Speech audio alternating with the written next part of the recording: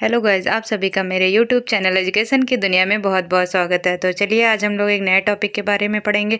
इससे पहले 2 टॉपिक हम लोग पढ़ चुके हैं और उनके बारे में अगर आप लोगों को कुछ पूछना है तो आप कमेंट कर दीजिएगा और उसके अलावा भी कुछ बता देंगे। तो आप लोग उन वीडियो को देख लीजिएगा और उनकी रचनाएँ याद करिएगा और अच्छे से एग्ज़ाम पेपर में करके आइएगा। तो चलिए आज हम लोग एक नए लेखक के बारे में पढ़ेंगे, उनकी रचनाएं। तो आज के हमारे नए हैं लेखक हजारी प्रसाद द्विवेदी जी। इनके क्वेश्चन आप लोग तो जानते ही हैं, एग्ज़ाम पेपर में बहुत आते हैं। इनकी रचनाएं भी बहुत पूछी जाती हैं। तो आज हम इनकी रचनाओं के बारे में पढ़ेंगे, उनके काव्य संग्रह, निबंध और उपन्यास भी पढ़ेंगे। तो एक एक करके पढ़ते हैं। तो अब बिना टाइम वेस्ट किए शुरू करते हैं। तो सबसे पहले अब हम इनकी रचनाएं देखेंगे।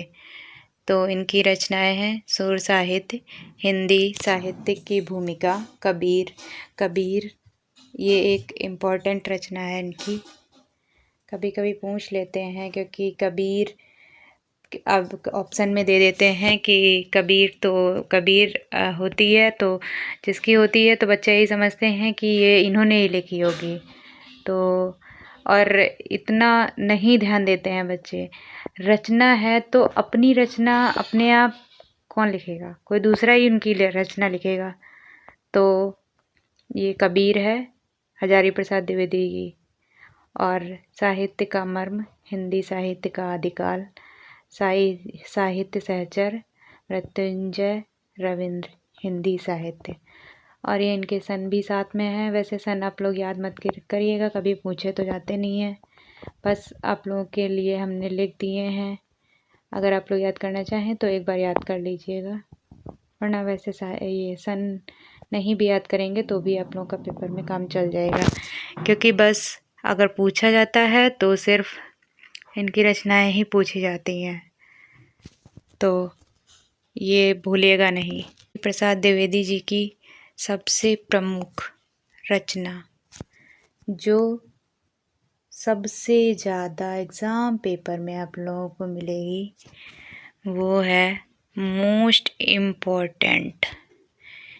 इतनी इम्पोर्टेंट कि अगर 10 एग्ज़ाम आपने दिए हैं तो उनमें 5 से 6 एग्ज़ाम पेपर में ये आपको अशोक के फूल ज़रूर देखने को मिलेगी। तो इसे आप लोग नोट कर लीजिए या याद रखिएगा किसी भी तरह से, लेकिन ये याद ज़रूर रखिएगा कि अशोक के फूल हजारी प्रसाद द्विवेदी जी की है। मेरी जन्मभूमि घर जोड़ने की माया। तो इसके अलावा भी उनकी बहुत सारी रचनाएं हैं, जैसे हिंदी साहित्य की भूमिका, हमारी साहित्यिक समस्याएं। तो लेकिन ये इतनी ज़्यादा नहीं पूछी जाती हैं। जो इम्पोर्टेंट है वही बस हमने लिखी हैं। तो आप लोग इतनी याद कर लीजिएगा बहुत अच्छे से। चलिए अब हम लोग इनके उपन्यास देखते हैं। बाण भट्ट की आत्मकथा 1946 में, चारुचंद्र लेख 1963 में, पुनर्नवा 1973 में, अनाम दास का पोथा। तो इसमें से आप लोग कलर चेंज कर देते हैं। चलिए आप लोग देख तो रहे ही हैं। अलग एक ही बाण भट्ट की आत्मकथा और अनाम दास का पोथा, ये तो बहुत इम्पोर्टेंट है, इन्हें मत भूलिएगा। और आप लोगों की अच्छे से हेल्प हो जाए याद करने में, तो मैंने इनकी फ़ोटो भी साथ में लगा दी है, जिससे आपके दिमाग में तुरंत क्लिक हो जाएगा कि बाण भट्ट की आत्मकथा के आगे हजारी प्रसाद द्विवेदी जी की फ़ोटो लगी थी, तो ये हजारी प्रसाद द्विवेदी जी की है। तो इस तरह से आप लोगों को मदद मिलेगी बहुत ज़्यादा याद करने में। आप एक बार बस देखेंगे क्लास और बहुत अच्छे से याद हो जाएगी। और इनके सन तो मत याद करिएगा, कभी पूछे नहीं जाते हैं। बस इनकी ये 2 बहुत इम्पोर्टेंट हैं, वो ज़रूर याद रखिएगा, किसी भी तरह से याद रखिएगा। वैसे आप लोगों की बहुत इजी हो इसके लिए मैंने बहुत अच्छे से हर चीज़ को, एक एक चीज़ को लिख दिया है, और उनकी फ़ोटो भी लगा दी जिससे आपको अच्छे से याद हो जाए। तो चलिए अब इसके आगे का देखते हैं। चलिए अब इनके संपादन देख लेते हैं, याद कर लेते हैं। संक्षिप्त पृथ्वीराज रासो, संदेश रासक, सिख गुरुओं का पूर्ण स्मरण, महापुरुषों का स्मरण। तो ये याद रखिएगा ज़रूर। 4 हैं। वैसे ज़्यादातर पूछी नहीं जाती हैं ये, लेकिन कभी कभार पूछ ली जाती हैं। सिर्फ ये 2, एक ये महापुरुषों का स्मरण। तो ये दोनों याद रखिएगा ज़रूर आप लोग, और भूलिएगा नहीं। आप लोगों की हेल्प के लिए मैंने इसीलिए फ़ोटो लगाई है। बस आप लोग किसी भी तरह से याद रखिएगा और गलत मत करके आइएगा। चलिए अब इनके आगे इनके निबंध संग्रह भी देख लेते हैं। चलिए अब इनके निबंध संग्रह देख लेते हैं। अशोक के फूल, कलपता, विचार और वितर्क, कुटज, अशोक पर्व के लिए इन्हें साहित्य अकादमी पुरस्कार भी मिला था। तो ये आप लोग आलोक पर्व, सॉरी गलत हो गया, आलोक पर्व, ये बहुत बहुत इम्पोर्टेंट है। आप लोग खुद समझ रहे होंगे क्या इम्पोर्टेंट है क्या नहीं, क्योंकि ये तो देखने से ही पता चल रहा है कैसे क्वेश्चन एग्ज़ाम पेपर में आते हैं, क्या पूछा जाता है। मेरी जन्मभूमि, घर जोड़ने की माया, बसंत आ गया। तो इसमें से आप ये 3,